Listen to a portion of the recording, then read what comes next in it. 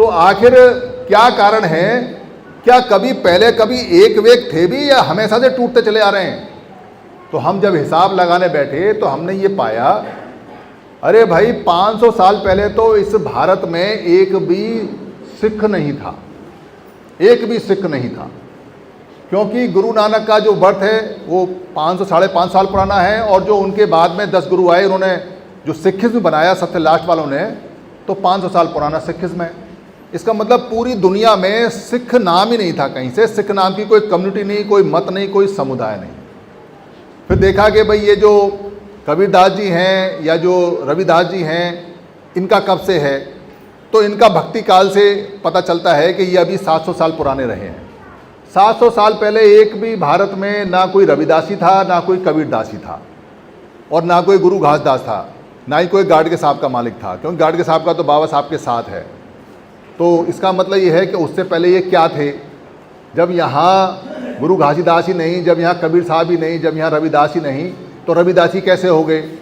तो बोले भाई इसका मतलब ये है कि 700 साल पहले चलते हैं कि वहाँ कौन था, और थोड़ा पीछे जाके चले हम तो पता चला कि इस पूरी धरती पे, यहाँ भारत के अंदर या पूरी धरती पे 2000 साल पहले कोई 1400 साल पहले कोई मुसलमान भी नहीं था, क्योंकि मोहम्मद साहब का जो जन्म है वो 14 साल पुराना है।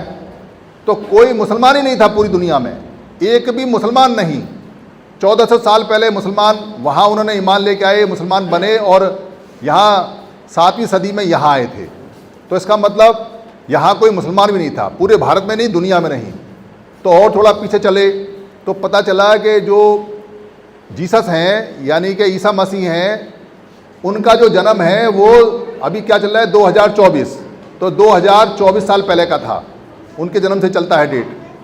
तो 2024 साल पहले कोई यहाँ ईसाई भी नहीं था, कोई ईसा भी नहीं था। तो और थोड़ा पीछे चले तो पता चला कि ये जो बुद्ध और महावीर हैं, इनका जन्म 2600 साल पहले हुआ, यानी 2600 साल पहले कोई जैनी भी नहीं था और कोई बुद्ध भी नहीं था, कोई बुद्धिस्ट नहीं था। और ये जो अम्बेडकर राइट हैं, ये तो अभी 100 साल की बात है, ये तो सब आप जानते हो। या जो काशीराम वाले हैं, जो काशीराम को अपना संत मानते हैं, वो तो अभी की बात है, वो सब आप जानते हो। तो बुद्ध और महावीर जैन से पहले हम क्या थे? भारत क्या था? यहाँ उर्दू नहीं क्योंकि मुसलमान नहीं, यहाँ इंग्लिश नहीं क्योंकि ईसाई नहीं, यहाँ संस्कृत नहीं क्योंकि संस्कृत भाषा बाद से आई है, बाद में बनी है, भाषा हमारी पाली रही है। तो आखिर हम लोग थे कौन? इस सवाल का जवाब जब हम ढूंढने निकलेंगे, और आप भी जब ढूंढोगे, तो आपको एक छोटी सी लाइन मिलेगी बाबा साहब अम्बेडकर के द्वारा कि ये हमारी जितनी संघर्ष है, जितनी लड़ाई है, वो दो लोगों के बीच में है। एक बोलते हैं ब्राह्मण संस्कृति और एक बोलते हैं श्रमण संस्कृति। इस बात को अगर कोई मना करता हो तो हाथ उठा दे। अगर बाबा साहब की इस बात को कोई मना करता हो कि जो बाबा साहब ने ये बात लिखी है कि दो संस्कृतियों का झगड़ा है, दो लोगों का झगड़ा है, एक श्रमण और एक ब्राह्मण, कोई हाथ नहीं उठा, इसका मतलब बाबा साहब ने जो बात लिखी है सच है। नहीं तो जाके इसको विद्वान बता देंगे, वो भी यही कहते हैं पूरे भारत में। तो ब्राह्मण का तो आपको पता है, ब्राह्मण तो आपको जगह जगह दिखाई देता है। पर आप जितने लोग हो, अगर आपसे ये पूछें कि भाई वो श्रमण संस्कृति वाले लोग कहाँ गए, क्या जवाब दोगे? क्या जवाब दोगे?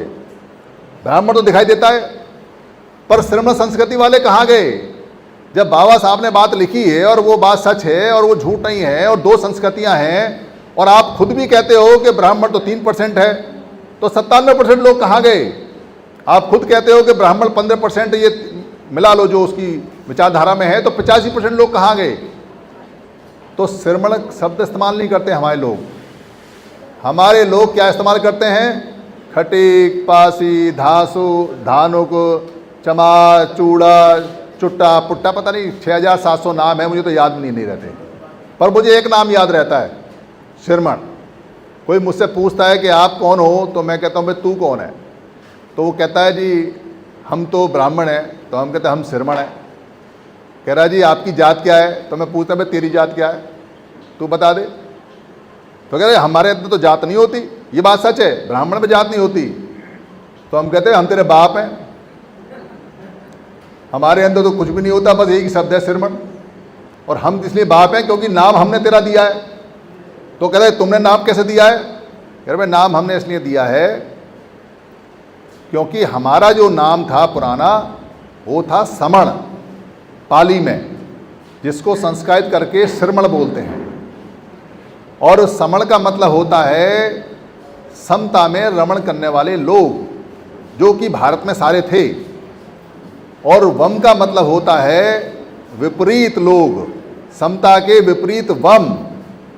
तो तुम लोग जब बाहर से आए, गोरे गोरे सफ़ेद रंग के, जिनको हमने अवर्ण कहा, अवर्ण मतलब जिनका रंग नहीं था, तो नाम हमने दिया।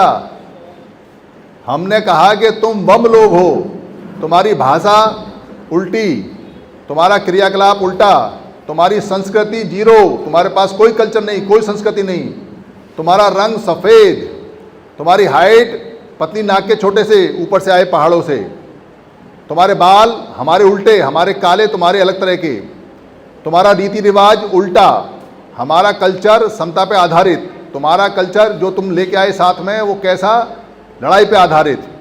तो हम पाली में वम बोलते थे। वम माने उल्टी, वमती, जो कहते वम आ रही है, ओ कहते वम आ गई, वम, इसको वम आ रही है, यानी उलट, उल्टी। तो हमने नाम दिया वमता में रमण करने वाले, उल्टे लोग, उल्टे तरह की कल्चर वाले लोग, उल्टे तरह की सभ्यता वाले लोग।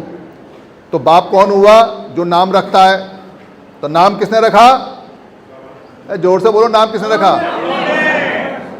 किसने रखा? तो हम कौन है? और जब बाप अपना पता भूल जाए और अपना नाम भूल जाए तो क्या बन जाता है? नौकर।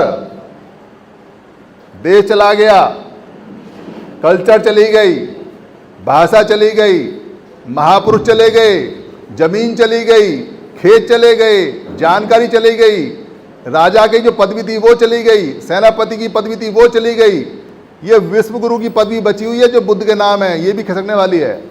तो बहुत सारे वमण जो इसको लेने की कोशिश में रहते हैं, पर वो कर नहीं पाते क्योंकि बुद्ध ने कभी अपने आप को वमण नहीं कहा, हमेशा महासमण कहा।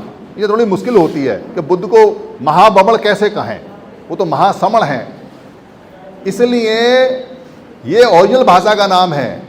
अगर आपको ये पुरानी भाषा में समझ में आता है समण, बहुत अच्छी बात है, और अगर नहीं समझ में आता तो श्रमण तो समझ में आता ही है।